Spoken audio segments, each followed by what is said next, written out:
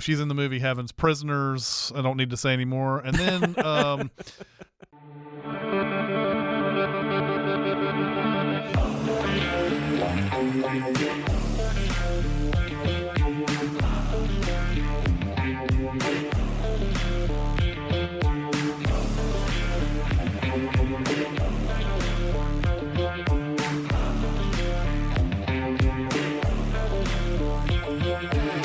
Welcome to Gold, Diamonds, and Death, a James Bond podcast. I am your 00 host, Jonathan Watkins. I am a writer for all things under the Cinemasins brand name, co-host of Behind the Sins podcast. Joining me each and every week for this endeavor, he is the co-founder of Cinemasins, co-host of the weekly podcast Recotopia. He also loves showering in the street after long motorcycle chases. It's just something, yeah. I do, but there's a caveat. Michelle Yeoh must be present. That's fair. Or Pierce. I mean, you know, Pierce would be fine too. Oh yeah, no, I don't discriminate there. He's also one of my good friends, Mr. Chris Atkinson. How are you doing on this fine Hello, how's Friday it going? Afternoon? Mm-hmm. We've hopefully had some lunch and are ready to dive in. I have not. I don't think I have either. I don't know why I said that, because I have not eaten anything. But anyway, this is going to whet our appetite, is what this is going to do. Because this week, we are talking about the second Pierce Brosnan James Bond, 1997's Tomorrow Never Dies. Also a Sheryl Crow song, which I totally forgot she did a song for Bond films until I watched this, and I was like, that sounds like Sheryl Crow. Oh, yeah. Yeah, it's going to be fun to talk about this one. I think this is one that I don't think I'd seen it a second time. I saw it in the theater, and I don't think I've ever watched it again. Maybe I've seen bits and pieces of it, and I've even owned it, like on DVD and Blu-ray. I don't think I've watched it again. I don't think I had a VHS. Might have had a VHS. Who knows these days? Anyways, we will go ahead. I guess let's just jump into things. And we're going to our first segment, which we like to call Eon Flux. This is a journey. I'm gonna make a movie! We have to go back, Kate. Wow, how did you know all that stuff?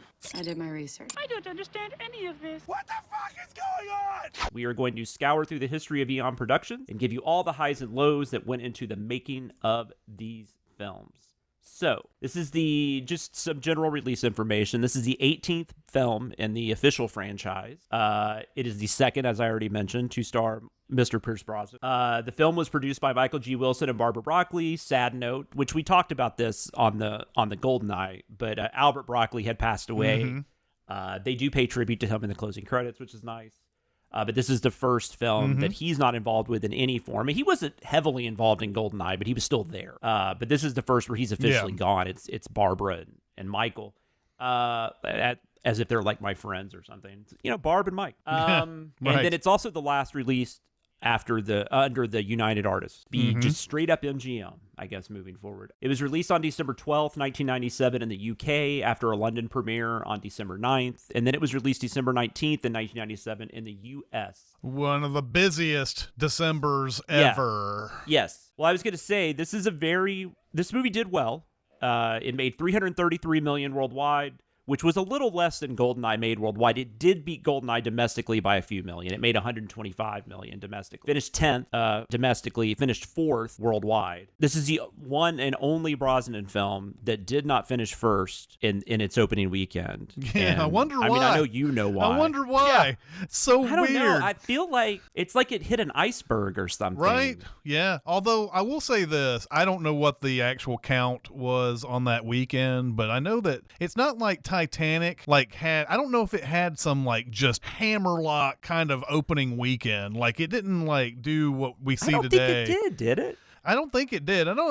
It obviously did very well, but the thing with Titanic was that it had such long legs. It just kept making 20 million every weekend. But yes, it would have been obviously second to Titanic that weekend. Yeah, so I didn't write it down, but I think if I remember correctly, Tomorrow Never Dies, it made about 25 million in its opening weekend. So Titanic I think made 30 something maybe. But what's interesting, the Titanic on its first weekend, it made 28 million. Yeah, so it wasn't that was which then was big. I mean, it was big, but it still wasn't even by the 1997 standards. It wasn't even that big because remember Lost World earlier in the summer. Lost World had some huge opening, which you look at it now, it's that's puny, but it was 60 maybe, which was unheard of. Oh, Maybe bigger. I think the weekend, yes. I think it was Memorial Day weekend. I think over the entire whatever they count for Memorial Day holiday, I want to say it was like 90 It million. could be. I think you're right. Yeah. I think it was one of the closest to hit 100 on after a 5-day or whatever.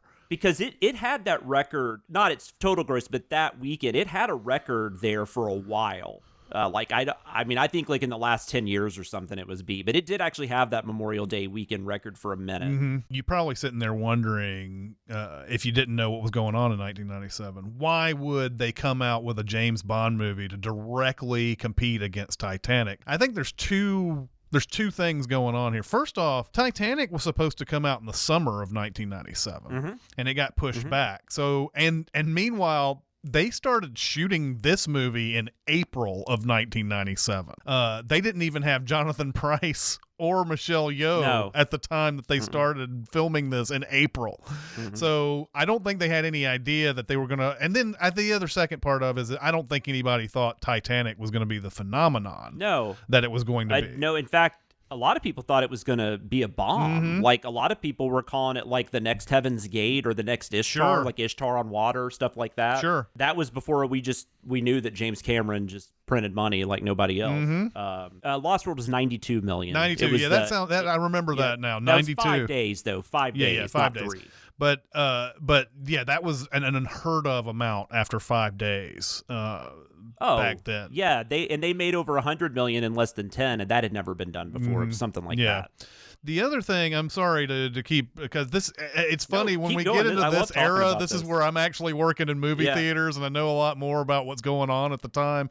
Like, this was also the second week of Scream 2, which would have been, Scream 2 had a huge opening, but I think it probably dropped pretty heavily after its second week. But I remember this particular weekend because we sold out of like everything at my old theater in Franklin.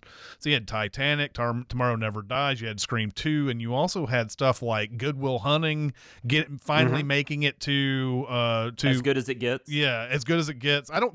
We personally didn't have As Good as It Gets at our theater, but we had that might have been a January one though too. Yeah, but if it came out during the holidays in Tennessee, now this is distributions these days are still, I think, skewed towards opening New York, LA first, and then they still come out, but they come out a lot faster, I think, because they absolutely because the word about a movie, about an Oscar type movie comes up. But As Good as It Gets, I believe, was Christmas Day. I think that was when it came out, but.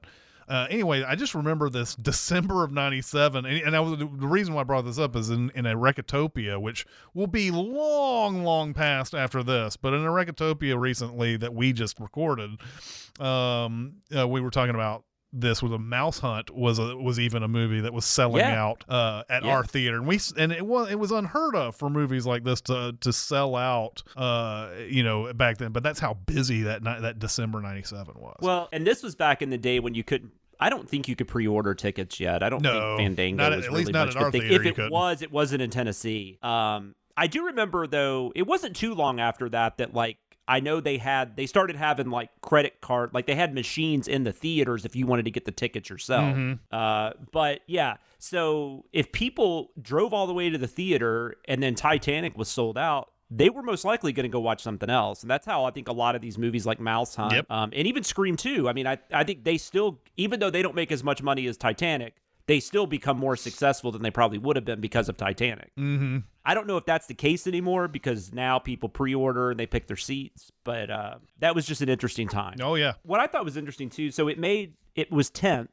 It made around $2 million less than My Best Friend's Wedding of all movies. I forgot that was that huge. It made $13 million more than Face Off. Face Off was the number 11 that year.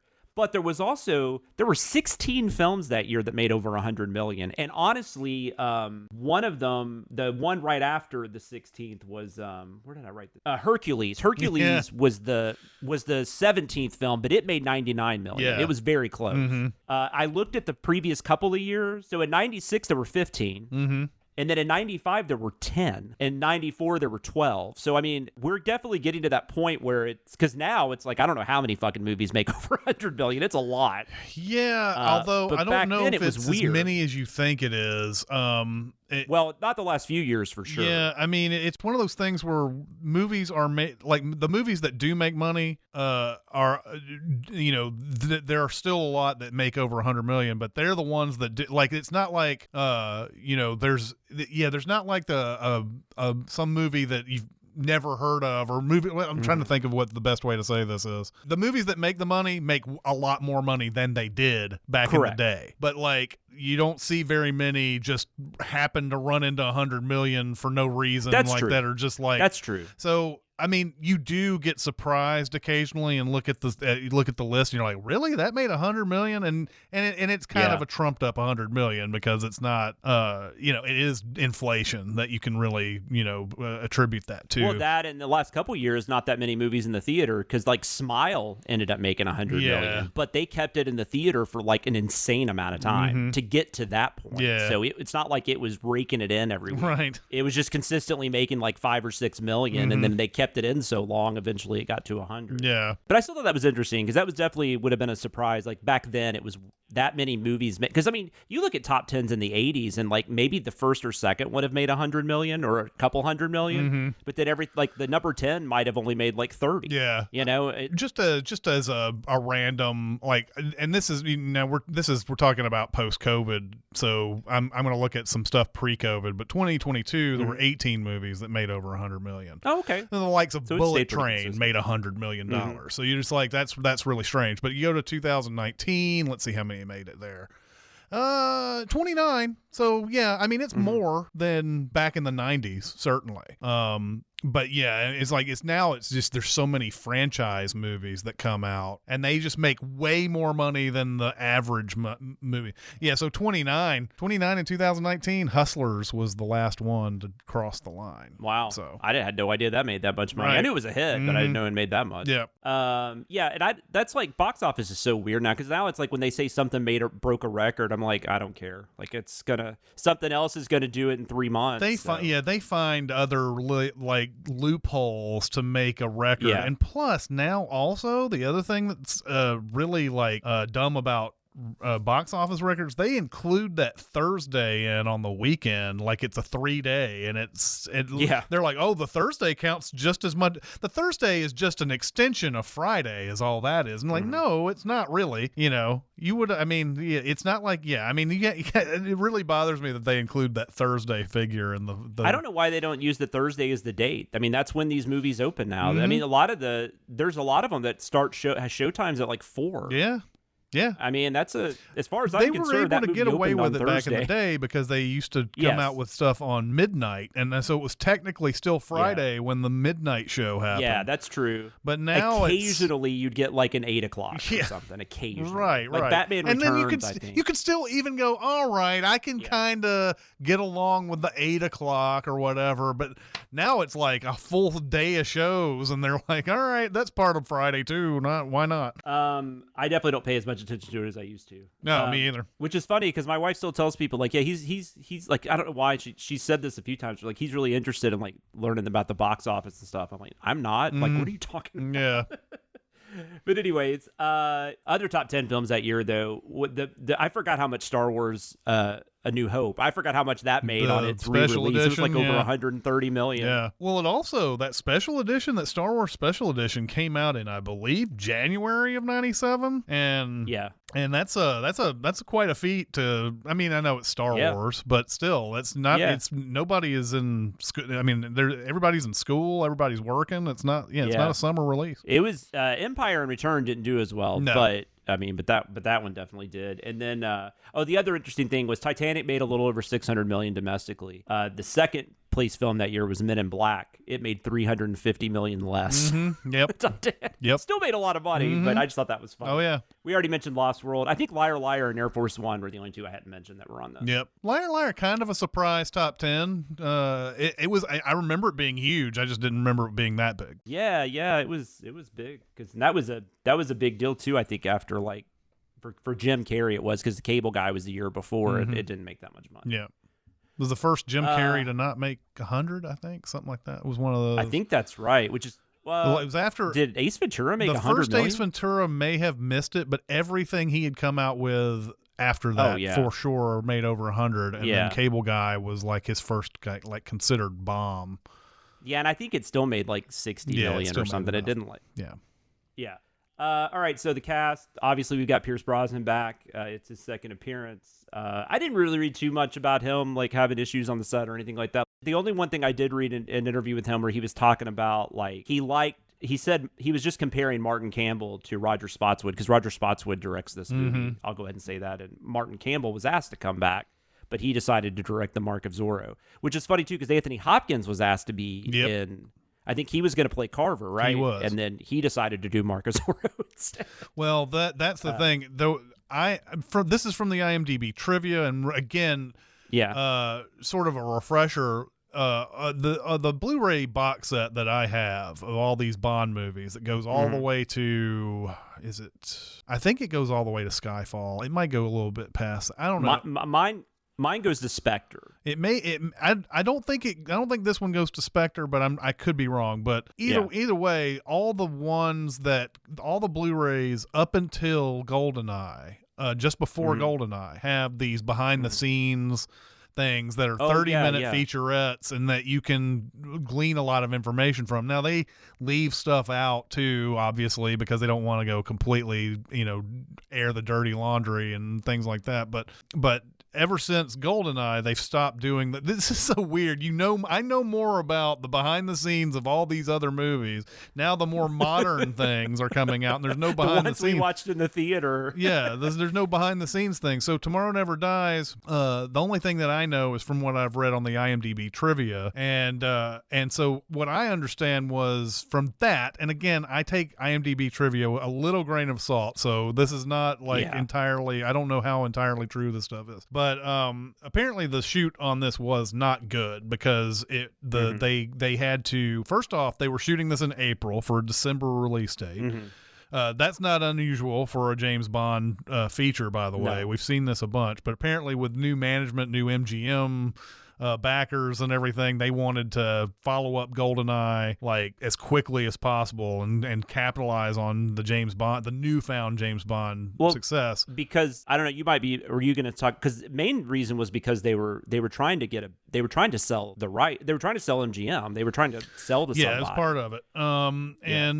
And so apparently, like, what kept happening was they were throwing in fresh script pages every day on the set, and Anthony Hopkins was like, it left after 3 days. He left after 3 days on this, and then went on to do The Mask of Zorro. Mask. I said Mark. It is Mask of Zorro. Yeah, there is a Mark of Zorro that came out way back in the day. But The Mask of Zorro was what he went on to do, and then they ended up getting Jonathan Pryce later. I don't know how later, or much later it was, but like I said, when they started shooting this in April, according to the IMDb trivia, they didn't have Jonathan Pryce or Michelle Yeoh cast at the time, so it was apparently a hectic shoot. That's all correct. Yeah, but I was gonna say, Brosnan did say it was rushed, and he didn't particularly like that, but he said, it comes with the territory. It's part of the job. He's like, what am I going to do? Complain that I'm James Bond? Basically. Yeah. He seems like a really, really nice guy. Yeah. Really professional. He did say, and he wasn't knocking Spotswood, but he just said that he really liked Martin Campbell's directing style, because Campbell was very organized. He storyboarded like everything to the most minute detail, whereas Roger was more just like, I think we'll do this today. Yeah. He was just really, and I think that's partly why he got the job too, though, because he had worked on hectic sets. He was also good at editing really quickly, and their post-production was like 14 days, or it was like 14 weeks or something like that. And which I think I don't know if this is accurate, but somebody said in the interviews I was reading, the average like studio film of this magnitude usually gets at least 20 weeks. Yeah. If not 30. So they were basically getting half the time to edit this thing, and they knew that he could do it quickly. So I think that's why he was hired, because they needed somebody. I think Martin Campbell on this set would have gone mad. Yeah. And because he needed the time, because he had a lot of time with GoldenEye, because I mean that's 6 years later. Mm-hmm. Yeah, no, everything you said I read about too. So that actually is accurate. But yeah, IMDb trivia is interesting. I did get a glean into Spotswood's demeanor when I watched the deleted and extended scenes on this movie, and he introduces each one on the Blu-ray, and gotcha. and he's like, he'll sit there and he'll say, well, we wanted to do this, and he's like, we had to cut this one scene, which means we had to cut this other scene and whatever, and we'll get into some of there's a couple of cut scenes I want to talk about, but cool. But it's hearing him talk, he seems like a pretty laid back dude, and absolutely, and that's I'm sure he was kind of like, don't worry about what's going on here. I'm sure it looks like chaos, but like whatever, man, we'll just shoot it, I'll talk about a little of the cast, but we will get back to Roger Spotswood for sure. Actually, perfectly has a decent filmography for the most part. I mean, he's got some other good movies. Jonathan Pryce did play Elliot Carver, as we said. Jonathan Pryce, if anybody listening doesn't know the name, he was did a lot of Terry Gilliam stuff early on, like Brazil and Baron Munchausen. He was also in The Age of Innocence. He had done Evita right before this. I think that was I think Evita got him a lot of it. Got him probably more attention than he had before that. I mean, I always kind of knew who he was. I don't know if I knew his name necessarily, but I had obviously seen some of his movies before Evita. And for me, it was he played James Link in Glengarry Glen Ross. That was main thing for me. I watched that later in life, though, I think, than you did. Yeah. I don't think I saw that in 92 or whenever it came out. I think I saw it late 90s or something. Yeah.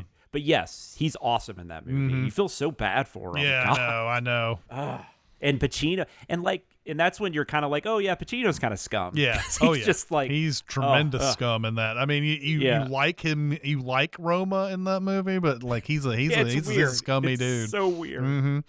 Michelle Yeoh. Oh, and we already mentioned Anthony Hopkins was offered the role first. I actually did not even read he was on the set. I didn't even know he ever got to the set. Interestingly enough, but so that's cool. I'm glad you brought that up. Michelle Yeoh it's Wei Lin, right? Wei Lin. Yeah. So this was her first Hollywood film. She was the former winner of the Miss Malaysia World Contest, which I actually randomly saw her on the Graham Norton show, right before Oscars. And she was telling the story about that her mom actually entered her into that contest without telling her. And she did it. She said, I'll do it as long as you never interfere again. And then she won. Wow. The thing she didn't even have any fucking interest in doing, she just won. Wow. Which, I mean, she's a very talented, very beautiful person. Yeah. So I'm not surprised, but it was just kind of funny. But Michelle Yeoh, obviously, she was in 2022's Everything Everywhere All at Once, which she won her first Oscar for. Before that, though, I mean, obviously, I saw her in Super Cop. That was, I think, most. If you had seen her before, that's what you saw her in. Yeah.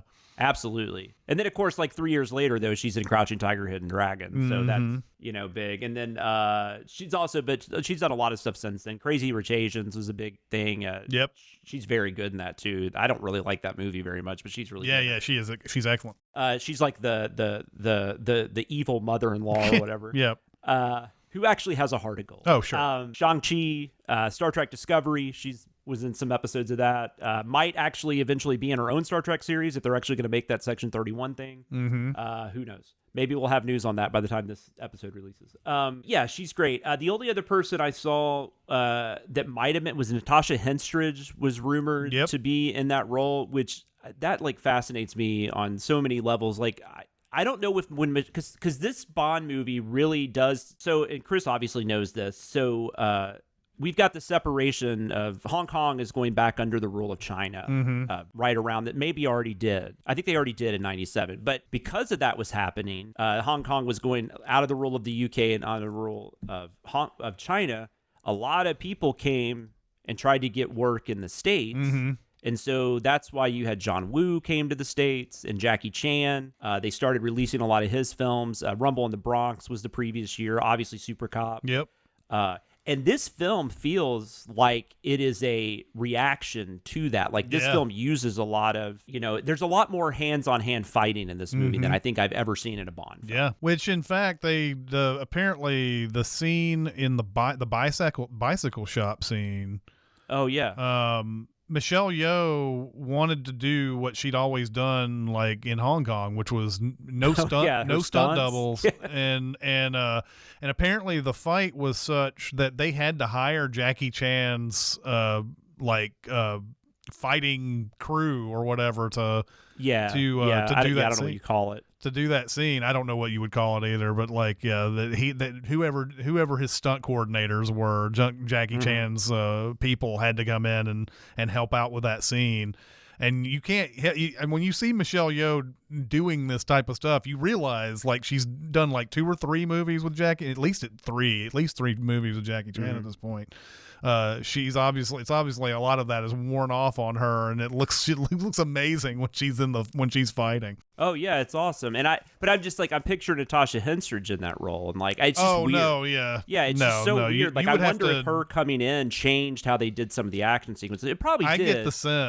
I get the sense that scene probably wasn't even in the script, probably, because if you look at that scene, it comes kind of out of nowhere in the movie. It's almost like they're like, well, we have Michelle Yeoh, we should have a Michelle Yeoh scene in here, and then it seems like they just like completely like blocked and cut that thing like right then and there, like, we can do a basic scene in the bicycle shop.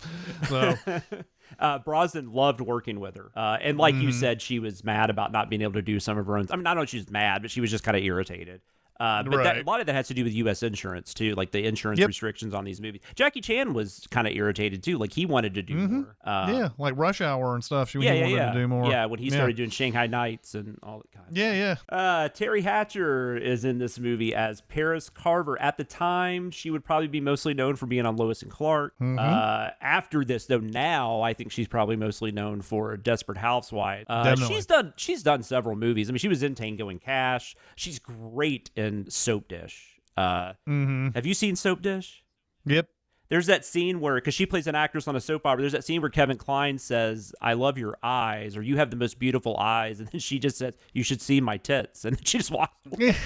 It seemed like a lot of things revolved around Terry Hatcher's breasts back in the day. She has a famous Seinfeld episode. They're real and they're spectacular. That was her. I forgot. But then, she's in the movie Heaven's Prisoners. I don't need to say anymore. And then, she's in 2 Days in the Valley, was another movie that I remember her from. That has nothing to do with the breast, but I just wanted to come up with 2 Days in the Valley was another movie that I remember her being in back in the 90s. She's been in a ton. She has. Wouldn't be surprised if she's got like 70 or 80 credits on the IMDb. She's been in a ton of stuff. Yeah, no, she voiced the mother in Coraline. She was in Spy Kids. So, I mean, she's done a bunch. I'm just guessing she's more known for like Desperate Housewives. Sure. If people think about Desperate Housewives now, these days, yeah. Which I watched every season of, not going to lie. So it's interesting too. So she plays Paris Carver, which is the wife of Elliot Carver. I couldn't think of his first name in the movie, the Jonathan Pryce character. She's not in the movie for long, but she has a couple of pretty good scenes. And she actually kind of regretted playing the role, not because of anything. It was mostly just because she thought it was kind of forgettable. There just wasn't a whole lot to it. Apparently, in the original idea that, which we'll get into the writers, but that one of the writers came up with, this was going to be someone that Bond, like madly, was still in love with. And the later drafts and stuff got farther and farther away from that. And you have that really weird scene where, like, M is telling him to pump her for information. And like this is a completely different M, by the way, from from GoldenEye. GoldenEye, it's like, I don't like you. I'm gonna put you in a situation where you might die, and I don't give a fuck about it. And now it's like, haha, you have sex with the women, eh? And it's like, isn't really that weird. Amazing? And Moneypenny's the same way. Of course, Moneypenny's always been kind of a like enabler to Bond, and like, oh, I love the fact that he like bangs all these chicks. One of the things about Terry Hatcher's role in this is that she also got pregnant during this. Like, she had been married, I don't know, for a couple years, and she got pregnant with her, I think, first and only child. I think that's right. I think she was like 2 or 3 months pregnant, wasn't she? Right. And apparently she showed up late. This is before Pierce Brosnan knew she was pregnant, and they had an argument or a row, if you will, since it's British. And then he had to apologize because he found out that it was because she was Yeah, he's like, oh, I'm an asshole. yeah. I mean, yeah. and there. I mean, you know, the Desperate Housewives. You can look that up. I mean, there was a lot of commotion on that set too, and a lot of it had to do with her. So I don't know if she could be someone somewhat difficult to work with. I don't know. I mean, I would think in this type of situation, she probably didn't have the leverage though to really do it. So maybe that was irritating too. I don't know. Mm-hmm. Yeah, but yeah, I mean, when you look at this role, it's like it starts off kind of interesting, and then she's just. You know, she's just kind of exactly. I mean, just kind of there after a while. And just like any other woman that you've seen in Bond's past that get into Bond's life and then they die, they kill her. And I don't know, the way the movie goes, I don't know that we needed her to be someone that he's just madly. I don't know if that would work either, No. but I think when she took the role, it was a little different. I don't know. If you were concerned out there that the producers and writers and stuff were not still sexist, here's a story. Celia Ward was up for the role, and they decided that they wanted her. They told her they wanted her, but 10 years younger.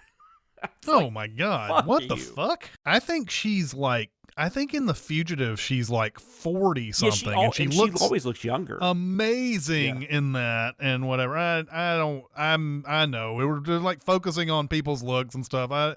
But it's like Celia Ward's great. I love Celia Ward so much. I think Celia Ward is a good actress. It's just annoying. It's really annoying to hear that.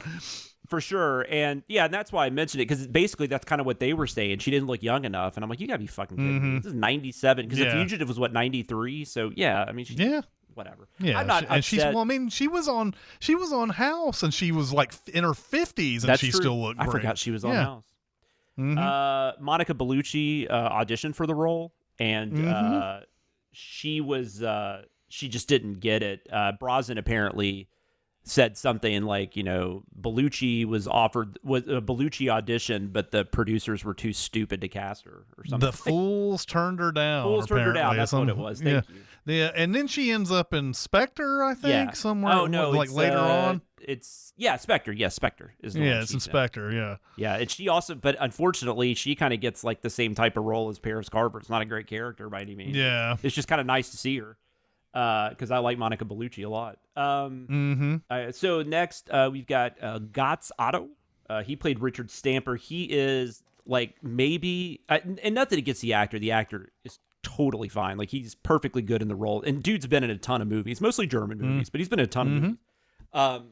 But it is like one of the most just generic henchmen. I mean, it's like they just bleached his hair because bleach blonde hair was a thing in the 90s. Like if you were a henchman. It's like Christopher McDonald and fucking Terminal Velocity. He's got bleach blonde. Right. I don't know. But anyways, we can talk about him more when we talk about the movie, but our opinions. He was in Schindler's List, which I did not know that. I don't think he had like a big role, but he's in it.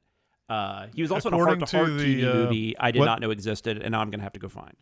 So, what movie? A heart-to-heart TV movie is like a... Oh, really? Yeah, I guess they just made like a heart-to-heart movie in 1996. And maybe I did see it, I just don't remember, but I loved that show. Apparently, and this is also according to the IMDb trivia, it said when he was called in for casting, he was given 20 seconds. He was given 20 seconds to introduce himself, and he simply said, "I'm big, I'm bad, I'm bald, I'm German." 5 seconds, keep the rest. No, I read that in like 2 or 3 different things, so I believe that is true. Totally forgot Ricky Jay was in this movie. Might not have really known who he was at the time, though, either. I don't think I did, but this was a big year for Ricky Jay because he was in Boogie Nights and he was in The Spanish Prisoner also in the same year. It's funny, Ricky Jay, I know Ricky Jay enough now that like at the very beginning when everything like cutting around and there's all these people and they're like focusing on with the camera, I was just like, kind of just like humorously to myself, is that Ricky Jay? Because he's unmistakable, and sure enough, before I even knew that was really him, he's on the opening credits. So I was like, oh, nice. I forgot that he was in this. This is one of the most interesting casts I think of any Bond film. We'll talk about Vincent Schiavelli in a second, but it's a wild cast. But Ricky Jay also, before he got into acting, he was a really well-known magician, especially amongst, like, I guess, other magicians and celebrities and stuff. He's apparently one of the best. He's always been talked about as one of the best sleight of hand. There was this trick I read about where it was just like somebody looked at a card, they didn't know what it was. I mean, they looked at a card, he didn't know what they were doing. He asked them to put it back in, he cut the deck or whatever, and have you heard about this? And there were like 2 stacks of cards, and then he said, what was your card? And he said, what was the card you were thinking of, or something like that. He said 3 of clubs, so he turns over 1. And then this other guy in the audience that wasn't involved in the trick was like, Ricky, I thought of a card too. And he's like, well, what are you talking about? He's like, well, I thought of a card too. He's like, well, tell me what it is. And he's like, King of Hearts or whatever. And then Ricky Jay turns over the card on the other side, and it's whatever that guy said. So God. I just read about it. I want to try to find like footage of him doing something similar to that, because that's got to be amazing. Yeah. But yeah, so he's been in a ton of Mamet, and Mamet and Paul Thomas Anderson cast him in a few things. He's also in The Prestige. Yep. But yeah, he was in Spanish Prisoner, Boogie Nights. He was in House of Games, which was Mamet's first directorial film. State and Maine. I don't know that I remember him in State and Maine, but I haven't seen that in a while. I love him in Heist. Remember what he was? He's in State and Maine, amazing too. in Heist. Yeah, Heist is great. It's a great day for a race. What kind of race? The human race. He's very good with Mamet's Mamet's language and stuff. Magnolia though, he's just like in like the opening thing, right? Yeah, he's like a director. He's a multicam director. That's right. So he's just like, cut to the card, cut to the fucking card. That's the only thing I remember that Ricky Jay says. His character's in that movie, name is Henry Gupta. He is one of Carver's. He's like Carver's like brains, I guess. He's like always doing stuff on computers and stuff. and was supposed to be, of course, an Indian actor. Yes. Yeah. When because they named him Henry Gupta, and I guess they just didn't need to change the name once they put Ricky Jay in there. I don't Yeah, they could have understand just made him like Henry Smith, whatever. Yeah, Bob Smith. He sadly died though in 2018. I didn't write his age down. He was not very old. I mean, he was like in his 50s or early 60s at the oldest.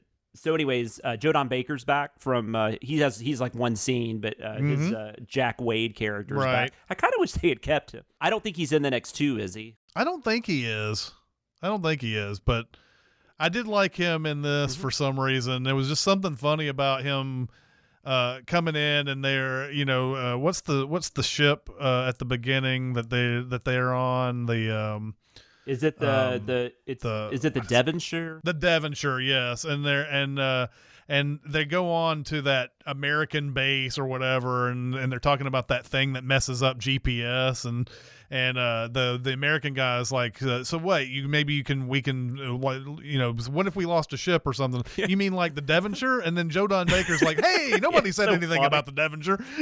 He's wearing like a Hawaiian shirt. I know, he's great, man. Yeah. And that's funny because I remembered thinking I didn't really like him that much in those movies, but now that we've rewatched them both, I'm like, what the fuck was I thinking? Like, he's kind of awesome. Vincent Schiavelli, we just mentioned, who also sadly has passed away. He passed away in 2005, actually. He was only 57. Yeah, he had some really bad, I can't remember what it was. It was a bad illness. He's one of those guys, you might not know the name, but if you see him, it's impossible not to recognize him. He's like this really tall guy. He's got like I don't mean this mean, but he's got like a really long face, and he's the guy Patrick Swayze runs into in Ghost on the subway Fast train. Times from Ridgemont High was probably he's a teacher or whatever in that. He's in One Flew Over the Cuckoo's Nest. He's in Batman Returns, People versus Larry Flint. He's in a bunch of stuff. But he plays Dr. Kaufman in probably, it's a weird scene because like tonally, I don't think it fits. But I love that scene. So it's one of those things. Yeah, me too. Judi Dench is back. This is her second appearance as him, as Chris has already said. She seems a little different. She seems a lot more comfortable in the role for sure. Like she seems to be, having a little more fun. We're gonna be talking about her for quite a few movies though, because she's in the Daniel Craig ones for a minute too. Yep. Samantha Bond is back with her second appearance as Moneypenny. Desmond Llewellyn is back, his 17th and next to last appearance as Q, which is really sad. We do get Colin Salmon joins the cast. He's Charles Robinson. He's kind of M's, I guess, right-hand man or whatever. I like Colin Salmon. He just looks like, he's just like so fucking cool looking. Like there's something about him. Like he looks like he's like really like just like a professor or something. Like I feel like every time you have like a professor, just make it Colin Salmon. Yeah. Got a great voice. It's amazing. So I'm always happy to see him. But yeah, he was in Resident Evil, Punisher Warzone, Alien vs. Predator. The Magnificent London Has Fallen. Jeffrey Palmer plays Admiral Roebuck. He's kind of like just like a, I don't know. He's an admiral that's just like always trying to get them to let him blow everything up instead of them investigating. Yeah, he's like in the beginning scene. He's like, all right, we got the information we need. Let's start bombing these motherfuckers. It's like so quick. Yeah. Oh man. He would fit in America. Probably gonna have to cut that. Yes, out. He would. He died in 2020. All these people died. Yeah, he did make it to 93. So that's a pretty damn good life right there. His son is Charles Palmer, which maybe if there's any fans of British shows or British people listening, he's a pretty well-known UK television director. He's worked on Doctor Who, Agatha Christie's Marple, stuff like that. So I've seen his name pop up a bunch in some of the stuff I've watched. Jeffrey Palmer he's done a ton of television, like in the UK, but he was also in a fish called Wanda, Madness of King George, Mrs. Brown, which Judi Dench is also in. And of course, he was in I actually haven't seen this movie, so I don't have a joke for it, but the Pink Panther 2, which was the Steve Martin.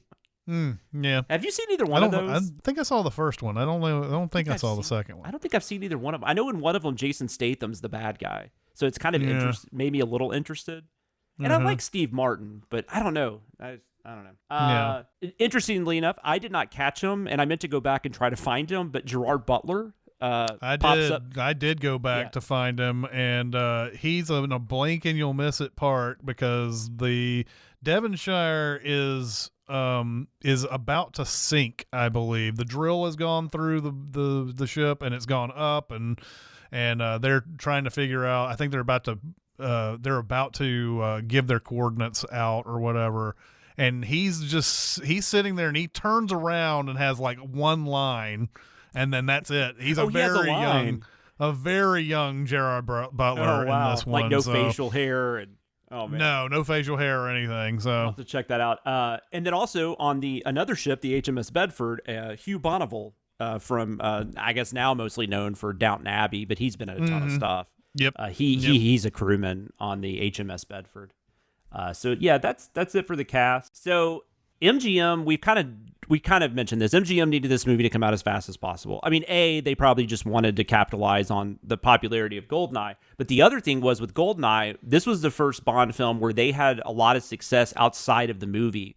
They repackaged, because this was when DVDs were huge. We might have even started having Blu-rays in 97. I can't remember. I got mine like in 98, so we probably did. But Bond... I don't know when the Bond Blu-rays came out. That might have been later anyways. But DVDs, they repackaged all the movies. And so they had that revenue too. And then also they had the GoldenEye video game, which anybody that was, even as me, not a gamer, like I know that game. I think anyone in the 90s, would know that game. Yeah, I'm just looking at this because Blu-ray apparently got developed in 2005 and released. Oh, I'm sorry, I don't know why I said Blu-ray. I just meant I was just talking about what I was trying to say was DVDs. I didn't know DVDs definitely were a big part in the 90s. Yes, that's what I meant. I just said it weird. I was thinking VHS and DVD, and I said DVD and Blu-ray. So let me start. So yes. So they started having these revenues outside of it. They repackaged all the films on DVD. Probably did on VHS too. I didn't look, but. Those were selling well. They had a video game, which video games then did not sell the way they do now. But for that time period, that was a really popular game. It sold very well. And this was... That GoldenEye game? Yeah, for the Nintendo 64, right? I think. Yeah, the GoldenEye game, this is one... I guess I missed out on that one because that was one that a lot of people I know who are like slightly younger than me. Yeah, that was right in their wheelhouse of when they started playing games, and GoldenEye was a huge one for them. So yeah, I don't know if I've ever played it. I just knew what it was because I just heard people talk about it. And but because of that, also MGM is trying to sell off a lot of their stuff because they're not doing well financially. Outside of the Bond films, they weren't really doing much of anything at that time. Yeah, well, we already mentioned Martin Campbell was offered to come back after directing Goldeneye, but he decided to direct The Mask of Zorro. So they brought in Roger Spotswood. I already mentioned this. I'll mention it again, though. A lot of the reason they liked Spotswood is because he was very much he worked quickly, and he edited, like, mainly with the editing, because they did. It was 14 weeks of post-production. The average studio film at the time usually had at least 30, if not 40. The guild only mandated 10, though, which I thought was interesting, because, like, I'm surprised that anybody was allowed to do like 30 or 40. They did pretty much have a blank check on this movie, though. MGM was like, whatever you got to do, we just want this to be bigger, better, that kind of thing. And I mean, they did make money, but because this was, I should have mentioned this, we're talking about the budget, because the budget for this, like, it made a few more $1 million stateside than Goldeneye, but the budget was $50 million more. Goldeneye was like $60 million. Tomorrow Never Dies was 110, which seems like a really high budget for that time period, but probably because of Titanic, nobody talked about it because everybody was just focused on like that Titanic budget. So I don't know. Roger Spotswood, this is his first and only Bond film. He directed his first film is a early 80s slasher film that I really enjoy called Terror Train. And then he also did a really cool movie from the late 80s called Shoot to Kill. It was Sidney Poitier. It was like his first movie back since like the 70s. He also did Stop and My Mom Will Shoot. Yep. The Sixth Day, which is an okay later Schwarzenegger film. Yeah. From what I remember. I haven't seen it probably in 15 years. He also did Ripley Underground, which is, it's not a sequel necessarily to The Talented Mr. Ripley, but it is based on one of the books in the series. Barry Pepper plays Ripley in that. It's actually quite good. It's not as good as The Talented Mr. Ripley, but it's quite good. He also collaborated on the 48-hour script with Walter Hill, and so on and so forth. Initial writers, John Cork, Richard Smith, and novelist Donald E. Westlake were brought on. Oh, wow. Yeah, Westlake was he's written the Dortmunder series, which had been adapted into a few movies. The Hot Rock with Robert Redford. What's the worst that could happen with Martin Short and Danny DeVito? Yeah. Never seen that, but that's based on one of them. Martin he also Lawrence, wrote the right? Richard Martin Lawrence. Martin Lawrence. What did I say? Martin Short. Oh yeah, those are two very different. God, now I want to see it with Martin Short. Yeah. Martin Lawrence, yes. Probably the only person ever to mix those names up. And Donald E. Westlake also, he wrote under a pen name Richard Stark, and he wrote all the Parker novels, which, Payback, the Mel Gibson movie, is based on one of those. The Jason Statham movie Parker is based on one of those. There was a movie from the 60s with, all of a sudden, I can't remember his name, but it was called Point Blank. Lee Marvin, Point Blank, is also based on. So he was a pretty well-known novelist, and he also wrote the screenplay for The Grifters, which he had been nominated for an Oscar. Yeah, so he came in and did some writing. He wrote 2 different treatments that revolved around a villain who was going to destroy Hong Kong on the eve of Hong Kong being handed back to China, which is what we were talking about earlier. They felt at the end of the day, though, they felt that would already be dated by the time they released it, which it would have been. So they decided not to go that route. Bruce Fierstein, he was one of the writers on... Huh? Firestein? Yeah, I guess so. It's F-I-E-R, though, which is weird, but... Yeah, it's still Firestein. F-E-I-R, sorry. Yeah, Firestein. He wrote the initial script. He was inspired by his experiences working as a journalist during the Gulf War, which that makes a lot of sense when you see how the movie turned out. Spotswood then brings in like a few writers. They kind of do like almost like a TV writer's room thing where they start, because they're just trying to get this thing written really quickly. Those included Nicholas Meyer, who wrote Star Trek II, The Wrath of Khan, and directed it too.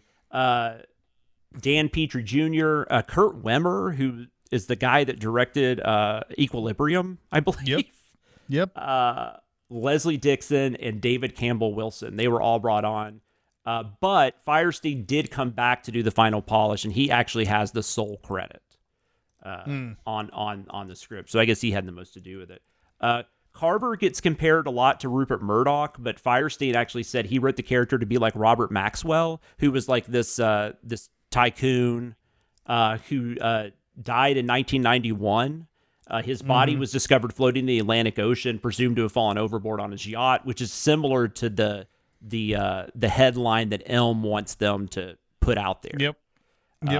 Which I didn't know that until now. I always thought this was just supposed to be Rupert Murdoch because that's what they always said. That's what everybody said when it came out. Yeah, although I'm not sure how big Fox News was back in this period of time. Like, I don't know, but maybe I'm remembering wrong. Maybe people have said that later. That's what was going through my head when I watched this, and maybe Fox News had become pretty big. I know that they came in the 90s, so I mean it's probable that they had become pretty big by the time this movie came out. And the 24-hour news type thing that started around the Gulf War, right? Wasn't that CNN kind of? Yeah. That was, people on the ground, saying there's some sort of attack underway, and we had never seen anything like that live before. So, see now, Fox News was launched October 7th, 1996. So it would be interesting that I'm sure there are a number of other, who knows, maybe they had that maybe as soon as this Fox News was launched. I mean, this is technically they started filming this in April after it had launched. So maybe they knew something about Murdoch before that they kind of implemented in this. I don't know. We already mentioned the script was not finished when they started shooting. So that was kind of a hectic thing. The title of the film was inspired by the Beatles song Tomorrow Never Knows. The name of the newspaper in the movie, which I did not remember, is Tomorrow, which is a stupid name. Well, it's sort of like clues you in to the fact that he's writing them before the events happen, and that's true. On his pad where he's doing the one hand, very quick typer that Carver. Another potential title was Tomorrow Never Lies. Yep. So the rumor, what I heard, I read this in a couple of places, so I assume this is true, that they faxed a bunch of stuff over to MGM, and there was a typo, and so it said Tomorrow Never Dies. MGM decided they liked that better, so that's why it's called that. Yeah. It's the first title to not have any affiliation with Ian Fleming. It has, because Goldeneye was not based on a book, but it was the name of his house. Tomorrow Never Dies there's nothing that Fleming did. They did write a novel, though, after this. Another author wrote a novelization. As far as filming, they weren't able to use Leviston Studios because some jackass was filming Phantom Menace. Oh, shit. I'm sorry, George Lucas, not Jackass. So they built some sound stages at an industrial site nearby. They did use Pinewood, though, but they also shot in France, Thailand, Germany, and Mexico. They also ended up using that tank that was built for Titanic in California. They actually used that for some stuff. Yep. They were going to shoot in Ho Chi Minh City, and they were initially given permission to do it. They would have been the first major film to shoot there since the Vietnam War. But it was later rescinded. The permission was later rescinded by the Prime Minister. They had some issues with some of the subject matter, and it didn't really make a whole lot of sense. But he decided he wasn't a fan. So that's what they had to go figure out somewhere else to go. Yeah, they ended up going to Thailand, and I think they ended up shooting around where they shot The Man with the Golden Gun. That was it was at least close to where they shot Man with the Golden Gun in certain locations. Spotswood wanted to have some different action for this one than he did for Goldeneye than they had on Goldeneye. They had that tank scene in Goldeneye, and since he knew he couldn't really go bigger than that as far as a vehicle, he came up with the idea for the motorcycle chase. And then they had also the remote-controlled car. And so to achieve that effect, they actually had a backseat driver. They had somebody, they put the steering wheel in the backseat.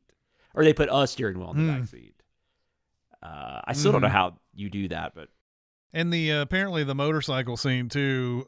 Spotswood went to Michelle Yeoh and told her, "Don't let Pierce take the wheel of the motorcycle. Don't let him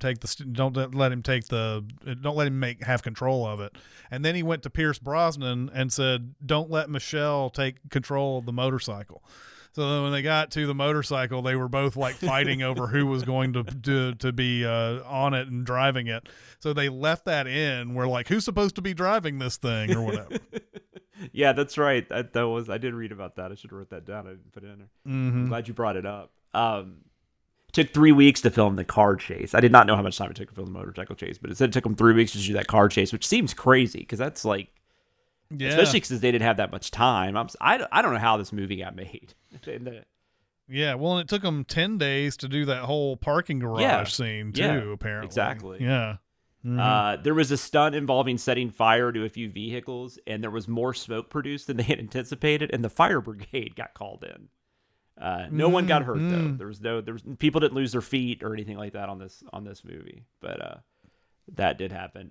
This was the first appearance of the Walther P99, which it replaced the Walther PPK. Daniel Craig films will revert back to that when we get to Quantum of Solace, but. I don't know. I feel really weird talking about guns right now, by the way. So, yeah, or talking about like somebody like that being something somebody would be interested in. There's nothing wrong with being interested in a gun in a movie. I'm not saying that. I just feel really weird talking about guns right now. Another issue with the rush production was they were having to shoot in several locations, not near each other, which we've already talked about, and also they had to shoot a bunch in water. So it's kind of insane that this movie got made at least in when it got made and the amount they got it done in the time they wanted to. I feel like I'm surprised this one wasn't delayed. Did you have anything else on any of the scenes or anything on the action? There were a couple things that I ran across. Apparently, but we were talking about Ricky Jay being a great magician. He was also somebody who was really skilled at throwing cards and like slicing stuff and throwing them hard, like had records and like had the speed of his card he was in the throwing. Guinness Book of World Records, right? Yeah, I think so. Something like that. And they wanted to do a scene where he's throwing cards at Pierce Brosnan, and he says that's probably not a good idea. And apparently they got him to do it once, and he hit Pierce Brosnan like right between the eyes with a card. And they didn't keep that footage or anything, but they also shot scenes of him practicing, quote unquote, in one of the scenes where he's in one of those back rooms and he's throwing cards everywhere and like cutting glasses and all sorts of stuff with it. And then later on in the scene where they capture Bond and they capture Wei Lin, and they have them in handcuffs coming into that one room, and they shows the method of torture and all that, like everybody's got 7 chakras or whatever, all that. During that scene, Ricky Jay would be throwing cards at Bond, and they cut that scene out. They had to cut it out because they cut out the earlier scene with him practicing. So if they cut out that scene, they had to cut out the other part where he's throwing, because where would that would have just come out of nowhere.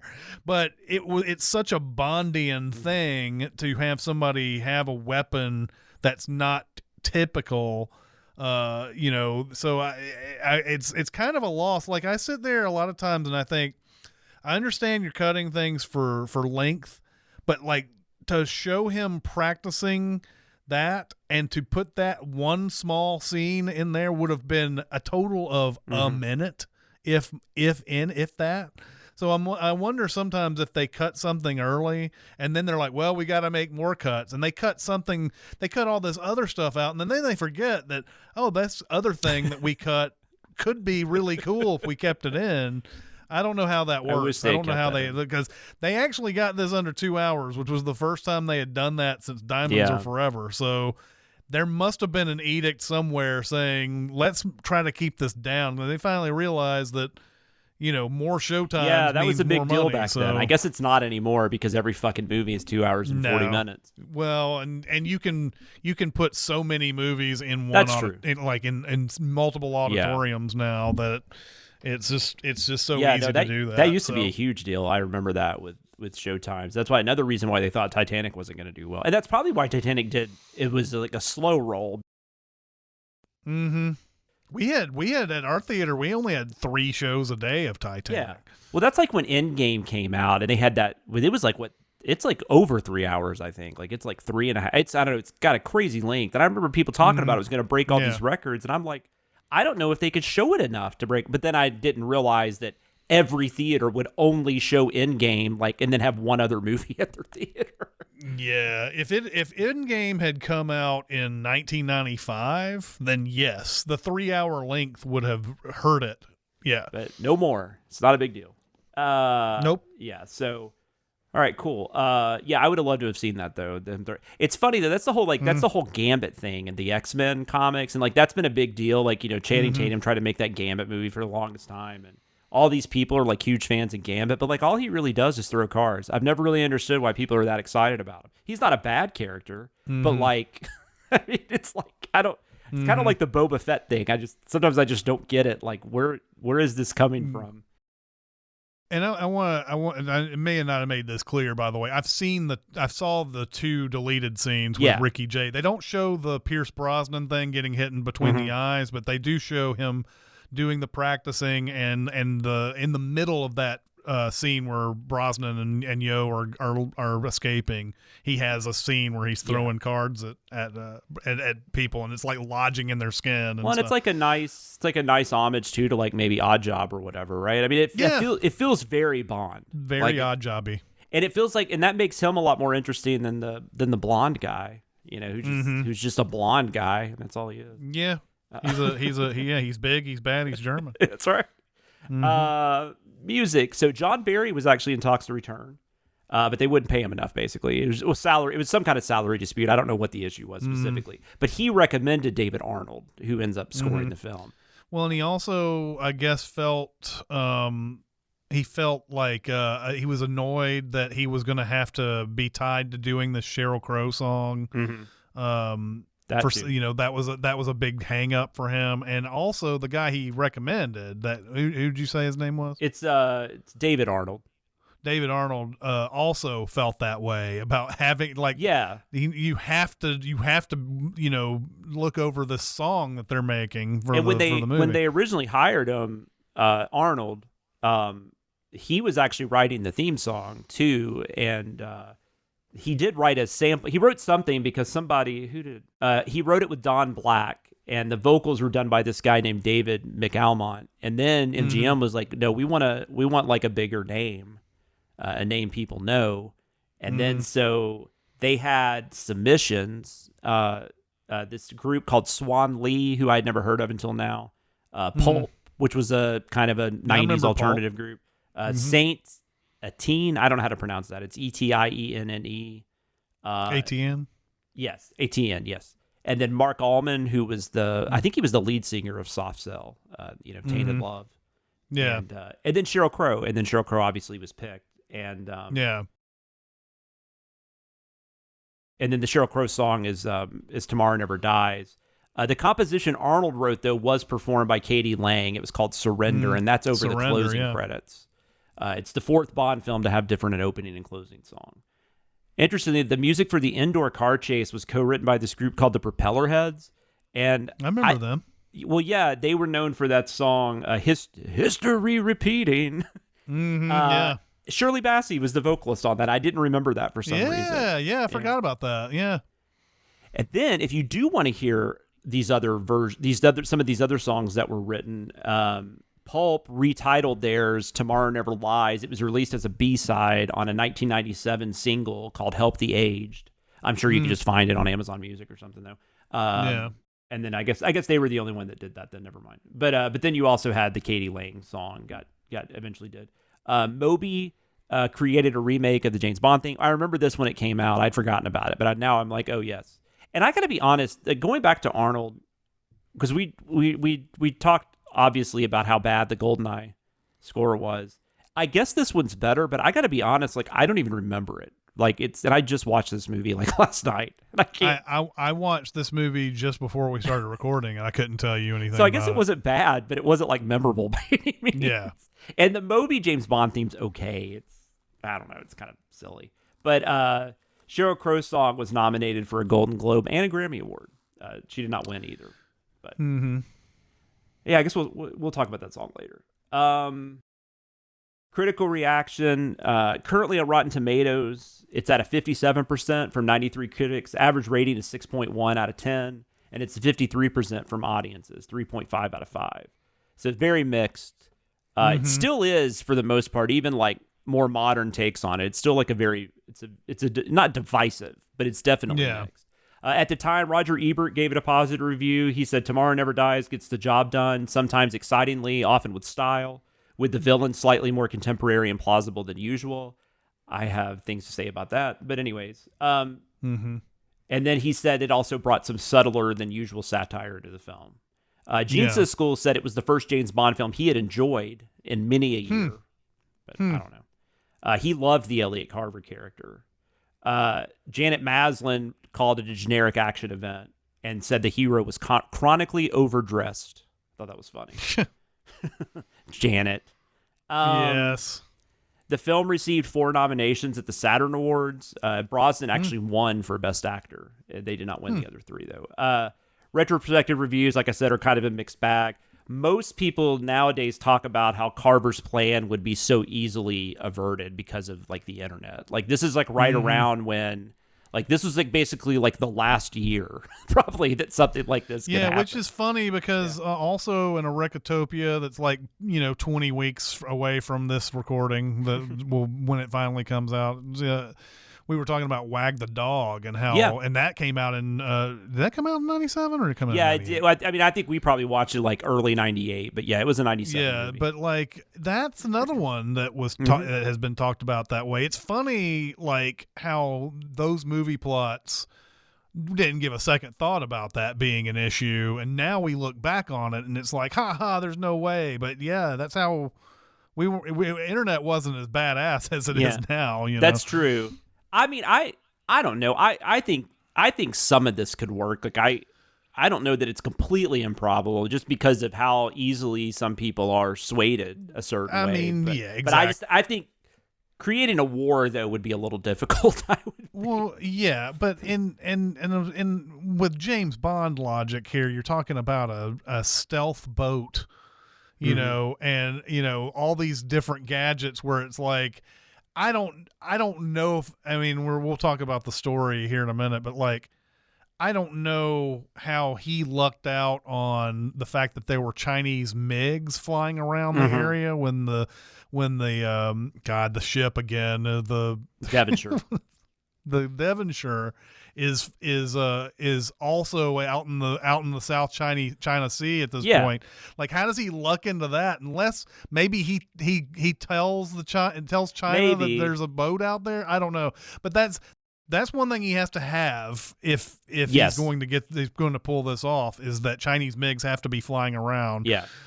So anyway, I think orchestrating that, of course, would be very hard. But in a Bond kind of way, it makes more sense than most stuff that has happened. It does make sense. Like you can follow it, right? Like you're not like, I mean, you have questions obviously because some things just have to fall into their lap, but at least like I don't know, it's told well. Like it's laid out very easy. You know exactly what's going on. Just a couple other things before we get into our opinions and stuff. Raymond Benson, I had mentioned this a little earlier. He was the author that got hired to write a novelization. He writes 2 more. I don't know which ones they were for yet, but he wrote Tomorrow Never Dies. And the novel has extra scenes with Wei Lin. It also has a few supporting characters that aren't even in the movie. They also make a reference to You Only Live Twice because there's a scene in there where Bond talks about learning Asian languages, and so they basically bring that up to show that he lied to Moneypenny, which I thought that's funny how they were trying to like make sure that made sense. Like I'm sure everyone was thinking about that. Yeah. There was also a third-person shooter game made for the PlayStation. It did not do well. Nobody seemed to like it.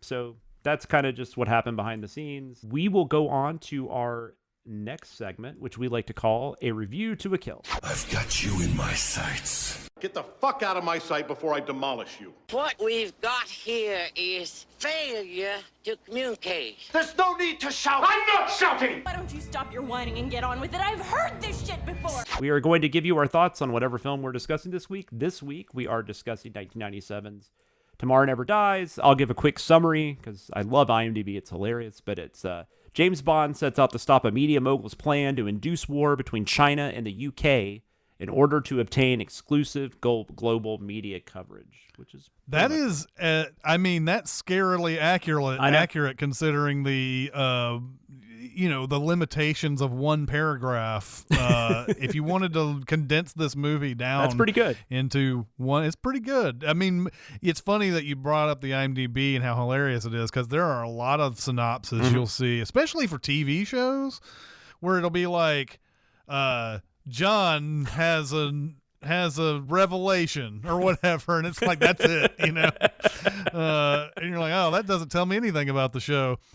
So anyway, go for it. No, is you're that good. it? That's it.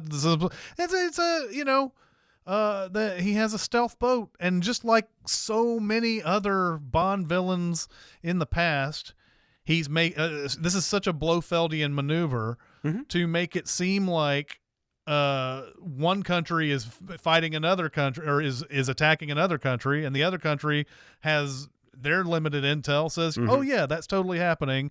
There can't be a third boat out there that's this is the thing that kills me about Bond in the world of Bond, though.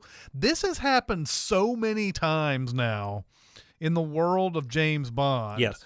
There's always been a third thing out there causing conflict between two countries. That should almost be the first thing someone comes up with. Yeah. Like, I bet there's a stealth boat. I bet there's a boat out there that nobody knew about that was causing trouble this whole time. The other thing too is how they get onto the right path on this movie is kind of funny to me, because Carver comes out with that article. I guess I could see this. It seems like this is the first time, I don't know, he's trying to launch this big news network. It's supposed to be a Fox News type of thing. And one of the stories that's getting him on here is this being there first when China and UK have a conflict in the South China Sea. And he has all these details about what happened before even the authorities know about it. And that's how M and Bond already know that Tomorrow is behind this. Like, such a terrible mistake to make in this. I understand it. Like, he's trying to launch this. When you're a megalomaniac and you're a psychopath and all this type of stuff, I get it, I guess. Like, you're not going to be thinking about all the details about how it could come back to you. But that was a funny thing to me, that like that transmission came from one of Carver's satellites. Like, God, he's like just saying it's me. I mean, we're supposed to think he's pretty brilliant, though, because I mean, how did he get to where he's at without being? But then he did. Yeah, I don't know. So what? I mean, you've already kind of talked about it, but just in general, what are your overall feelings on the movie? I love the opening on this one because Bond is not seen throughout. It's the team looking at it through a camera the whole time. I really enjoyed that, and I really enjoyed the fact that they set up a situation where you have this this loose cannon of a general who's like, I'm gonna just go ahead and fire at these guys. Let's kill all these terrorists while we're at it. And then, of course, after they fire the missile, they find out that there's nuclear weapons there that could make Chernobyl look like, I can't remember what it was, but apparently Chernobyl's nothing compared to what kind of disaster. I can't remember what he compared it to. But yeah. This would have been if the bomb connects. So Bond, knowing this, runs into the action trying to get onto this plane, and then like he's just blowing away people in the, like, first with a gun, and then getting into the plane and blowing away people and throwing missiles everywhere, and he has to fly out of there. He plays a game of chicken with another plane.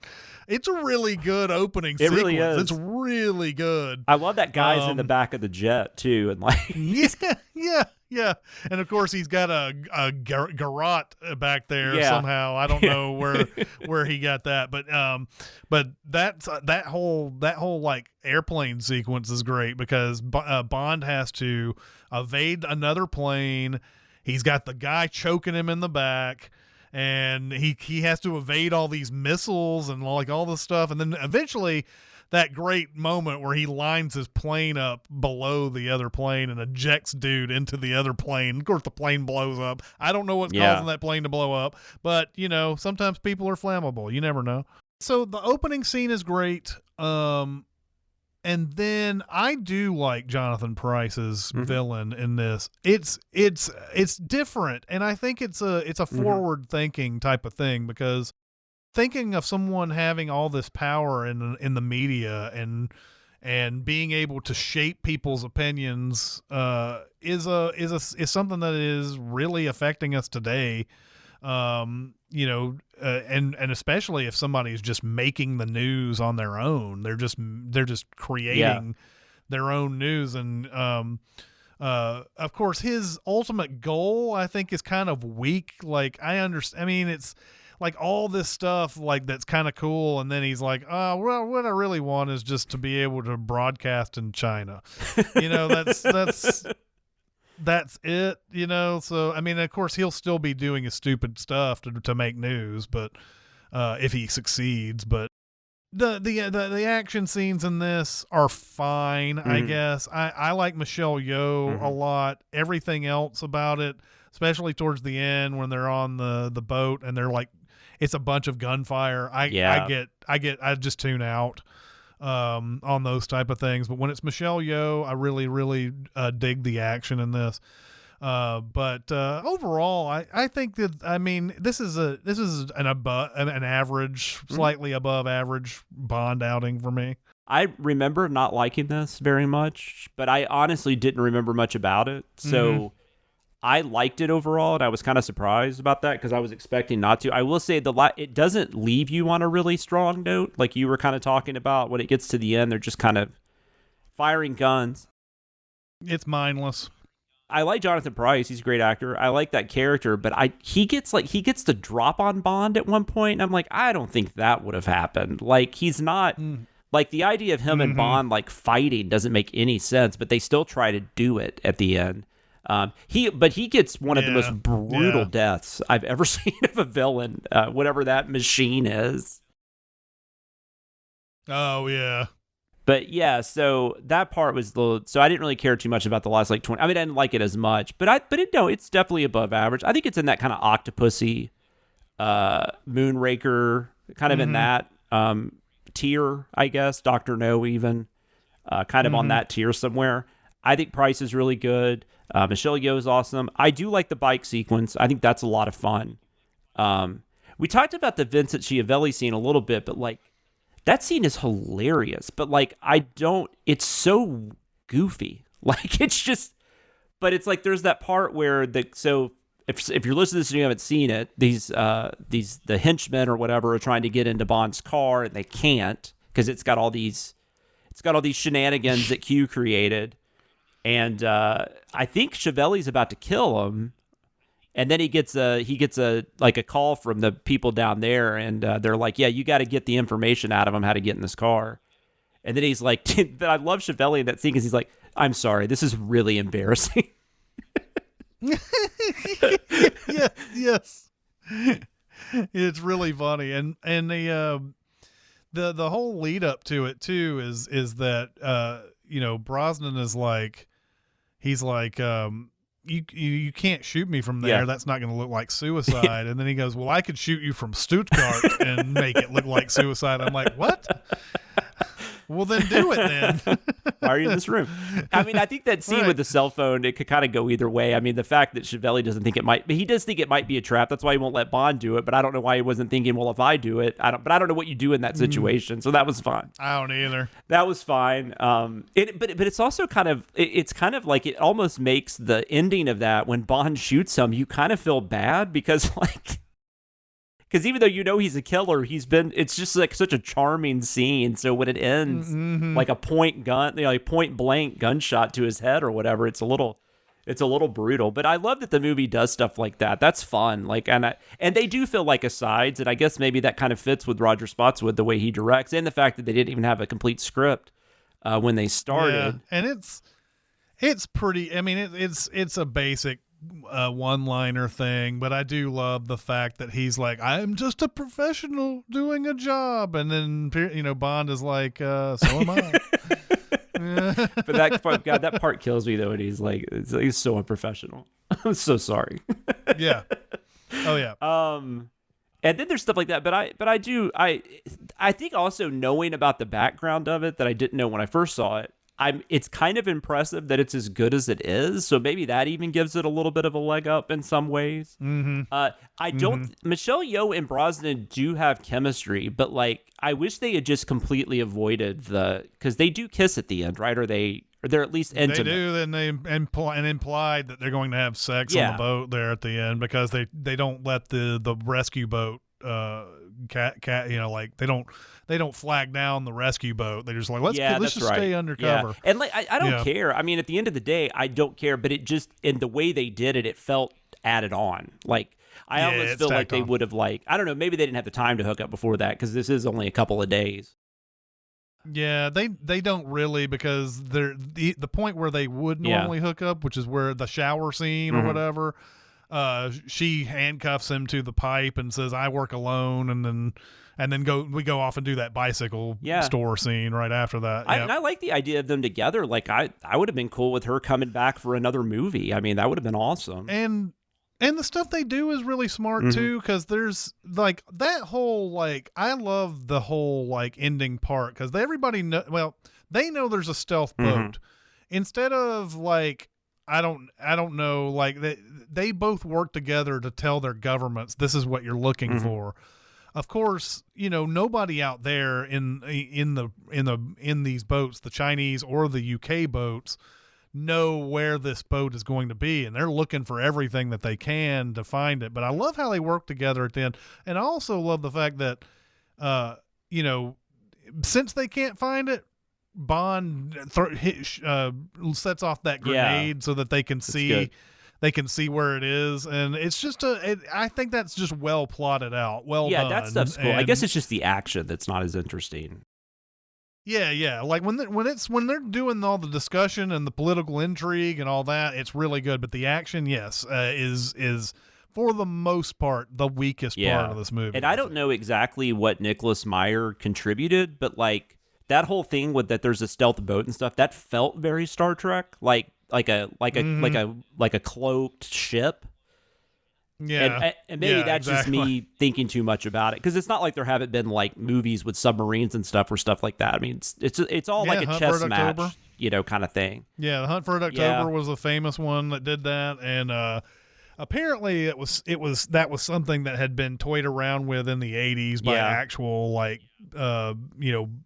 companies who made submarines and things like that. So well, it's that they're not really invisible either, right? They're just it's cloaked on the radar. Can't be seen by radar. Yeah, it can't be seen by radar. Yeah, it's not like they like disappear, but although that'd be hilarious.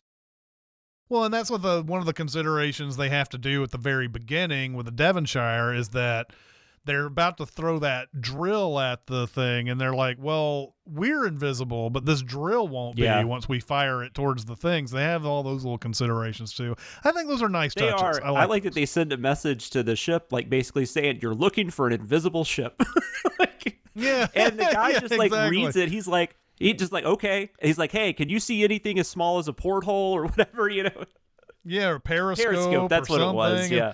Yeah, and it's like, okay, I guess we're gonna have to do it the old-fashioned way. I love details like that, and I think that does elevate this movie a little bit over some of the ones that might be close to it. Like, because I don't know. There's something about Carver though that just, I mean, he's fun, but I don't know. There's something about like I said, this movie tonally goes off a couple of times, and I don't know what it is, but I feel like I like Jonathan Pryce more than I like the character. I think he's having fun, and so I think it's fun to watch him. Oh yeah, it's even fun. Like sure. I love when he's like typing away on his little iPad thing or whatever that's supposed to be. It's just and they could have developed that. I mean, we're talking about a production that's being very rushed here, but like exactly. So that's probably what a lot of it is. But like they could have done a lot more with the power that he wields as a huge media guy. Like he could have tried to ruin James Bond in the newspapers if he wanted to, or tried to do something to that effect. Like if he's gonna use this as a weapon, like we keep hearing him, like there's even a scene early on when we first introduced to him where he's talking about like don't mess with somebody who buys ink by the barrel or something, and it's like It would be nice if he did that a little bit more in this, where like, you know, if you were able to cast some people in some bad lights and everything, then it would have handcuffed him a little bit. But yeah, you know, they didn't have a chance to develop that very well, I don't think. No, they didn't. Going back to the James Bond thing, and I know we've talked about this. People are probably tired of hearing us talk about everybody knowing his fucking name, right? But like, he never I don't understand why he doesn't have a fucking cover. Like, I don't get why he's just like, I'm James Bond, the banker. Right. And not only that, I actually thought about this when he did this in this movie. It's like he apparently just throwing away all the pretenses now and just saying, I'm here to stop you, basically, because he even has that sly allusion to adrift at sea to Carver, and that tips Carver off that, you know, that, he knows about the boat and everything. And it's like, isn't it better for you not to know that? It's crazy not to hint at that. And then I don't even know why Carver bothers with this, but this is a pretty funny scene because he gets Ricky Jay later to look into his background. And he's like, well, he's been a banker for the last 10 years. He's crossed every T and he's dotted every I. And he's like, well, what does that mean? Oh, he's a British spy. Government agent. Yeah, he's a government agent. And he's like, oh, how do you know that? It's like, well, if anything's too good to be true, it probably is. And he's like, it's the Gupta 10, like, he has some name for it, that whatever. But that's one of my favorite scenes in the movie. It's good, yeah. But it's just, and I don't even know why he's on this mission, because I would think the fact that not only had he been with Paris, she knows he's a fucking spy. Mm-hmm. And they can't possibly know that, like, she wouldn't tell her husband. Right. So there's conflicts of interest too, right? There's a whole bunch of problems here. Yeah, we would send the fuck out of that stuff. Mm-hmm. Yeah. But you could say that for a lot of these movies. I mean, he makes a lot of things personal and stuff like that. And I guess that also didn't even feel that way, because I almost wish, since they decided not to have the Paris storyline be as involved as it was originally, I almost wish they just completely cut the fact that he knew her. Like, because I don't think that adds anything. It doesn't. I guess he's upset she died, but I also feel like that scene is supposed to be setting him up, but nothing comes of that either. Like, you know, James Bond is suspected of murder. Like, you know. Which that would have been, and again, we're talking about the power that he holds, and the power that exactly the power that Carver holds in this movie. He could have easily made it look like he did it, and they didn't develop that. Instead, they were like, "Oh, we're gonna have him killed too," and you know, I think there was a lot of things they could have done with this media thing that they didn't do. So. Oh no, and they weren't actually. I'm sorry, they weren't. Well, maybe they were setting him up, but he was supposed to die too. I forgot about that. That's the scene with Vincent Schiavelli. So they were supposed to be found together. Yeah, but. And I do like when he walks in, that newscast is on, which has been pre-recorded or whatever, because it would be for the next day. Mm-hmm. But I'm like wondering, what did that newscaster think about that? Like, was she just like, you know, how would she not know that hadn't actually happened yet? I don't know. It was just kind of a weird thing, but it's very cool. And I get why they did it, because it's, you know. Yeah. Well, they also could have just not had that broadcast going on in the middle of the room too. Like, again, why are you tipping somebody off that you're going to do this to him or whatever? It's like, there's just a constant, like, I got to let you know that I'm doing this so that it's more satisfying somehow. I don't know. Then he walks in right as the broadcast starts, which is also always what happens in movies, so it's fine, but it's just funny as hell. Yeah. But yeah, no, I like it. This was the kind of a surprise that I liked it as much as I did. And I do think some of that has to do with the fact that knowing the background of it, it kind of makes you, I guess, forgive some of it. But I liked it a lot more this time than I remember liking it when I saw it in the theater. And I could have had, like, maybe I had a bad theater experience. I don't remember, but like maybe because I just didn't remember anything other than I knew he was supposed to be like a Rupert Murdoch kind of guy. And I do like that what you're talking about. That is a different type of villain. Like, they really haven't had he kept reminding me of Zoran, but like that. But they were doing two different things. But I'm just saying that's the only thing I could think of. And I actually thought Jonathan Pryce was quite a bit better. But that might have to do with the writing too. So Yeah. But yeah, no, I liked it. Do you have anything else to say before we go to the rankings? No.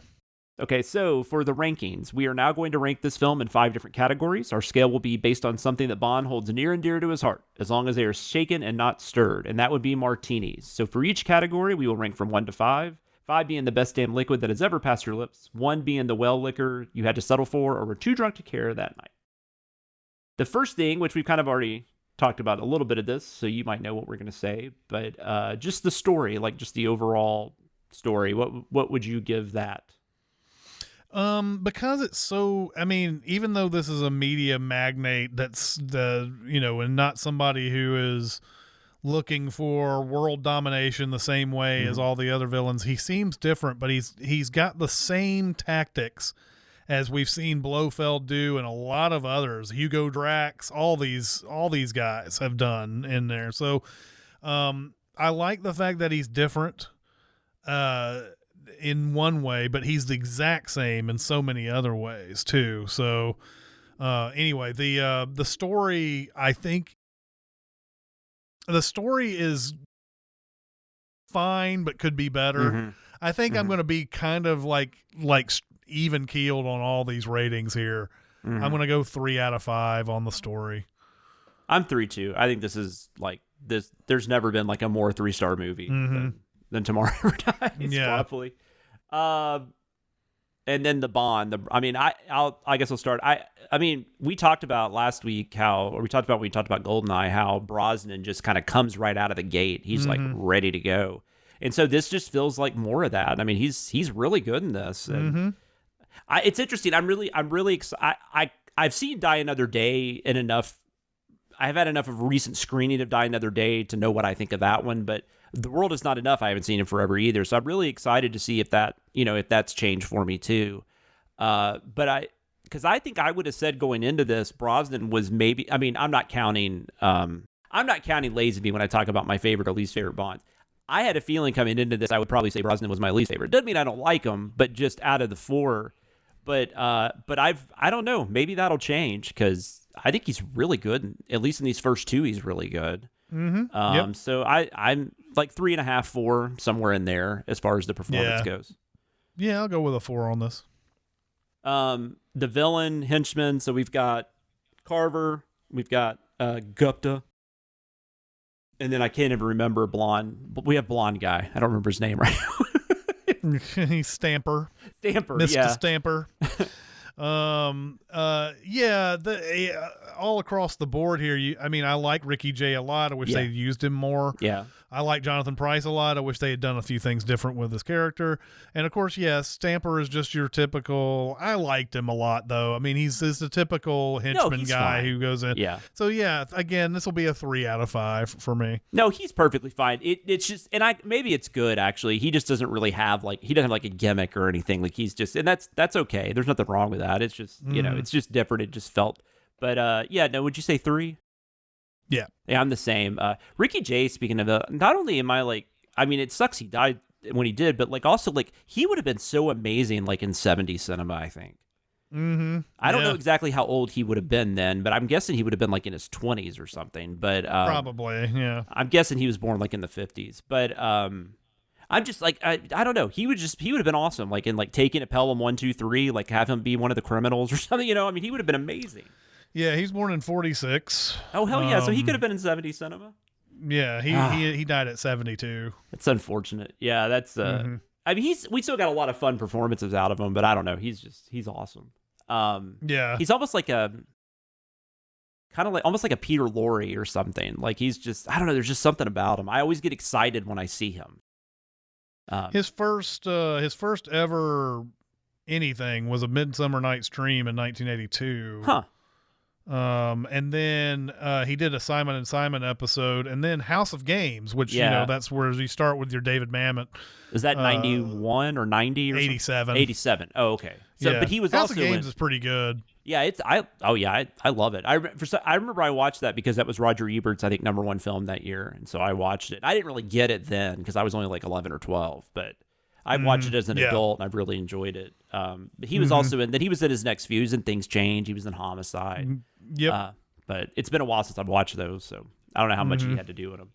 But I believe he's one of Joe, the guy that's in House of Games. It's God, what is his name? Joe Manganiello. Joe Montana. Joe Montana. He's like one of his like con helpers or whatever. He's like he's in the crew.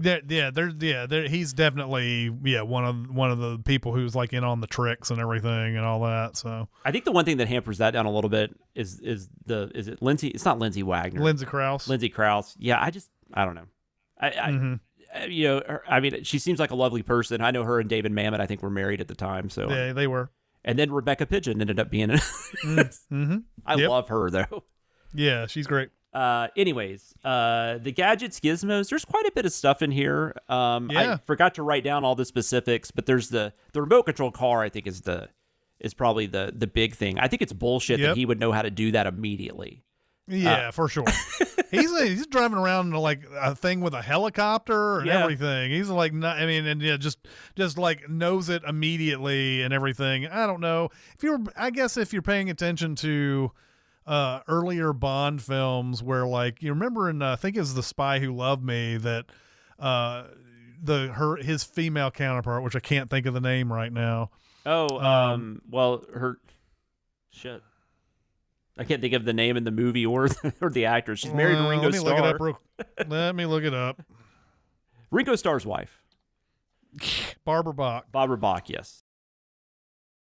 The Anya Amasova or whatever, the character they've wanted to bring back apparently like several times but never have. But she said something to the effect of, because there was some gadget in that movie where she was like, I saw the prototype for this 6 months before it was put into production or something like that. The blueprints for the 6 months. So maybe he's seeing the prototypes and the blueprints of these new gadgets before they're actually made and whatever. But still, to be able to get this remote and just be like, all right, I'm a master at this is kind of amazing. But and then Michelle Yeoh's got like her own like setup, and it's the same thing as like Q has. Yeah. And he's a bunch of joke gadgets basically, like and Bond is just like willy-nilly going through it, not even with a care in the world that like some of that stuff could probably kill her and him. But I don't know that I find any of them that memorable, but there's enough. I mean, it's a 3-star for me. The phone martinis. has a little shocker thing on it, and the car itself has little spiky things that come out and little and weaponry and whatever. But I mean, it's a 3 for me as well. There's nothing like super big here. All right, I always try to I cannot get your feel for the Bond song. I'm guessing you don't care that much for it, or no, I don't like it at all.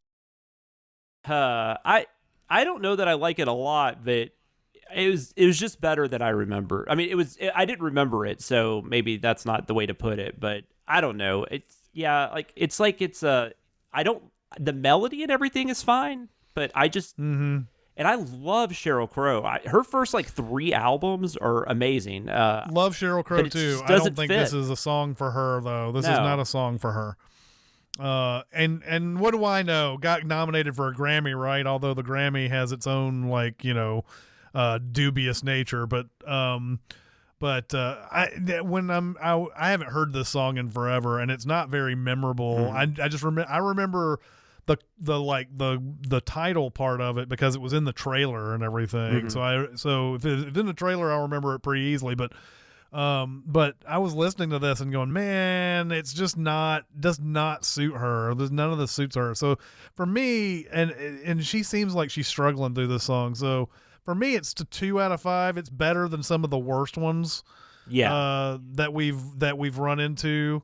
So I would give it a 2 out of 5. I'm going to give it a 2. I would call it a high 2, maybe closer to like a 2.5, but because I don't like hate it, but it's just, I just don't think she fits with it. I think Sheryl Crow could sing a Bond song. I just don't know that this one was the one. Nah, I don't think so. But definitely not one of the worst. Not close to being the worst or anything. No. So I think that's it. I think we talked about a Bond movie. That was fun. Yeah, we did. Thank you for joining us this week. We hope you will join us again next week. We will be talking about The World Is Not Enough. Also, before we go, we have social media. You can reach us on Twitter. We are at GoldSpy007. You can also reach out to me directly on Twitter. I am at SamLoomis13. You can email us at golddiamonddeath007@gmail.com. And if you like this podcast and other things under the Cinemasins brand, we also have a Patreon you can join at patreon.com/Cinemasins. And if you have a second to leave us a 5-star review at your podcast listening app of choice, we would appreciate it. So until then, keep the martinis dry and shaken, the Baccarat shoe moving, and the Aston Martin fully gassed. This is Chris Atkinson and Jonathan Watkins signing off, and we will see you next mission.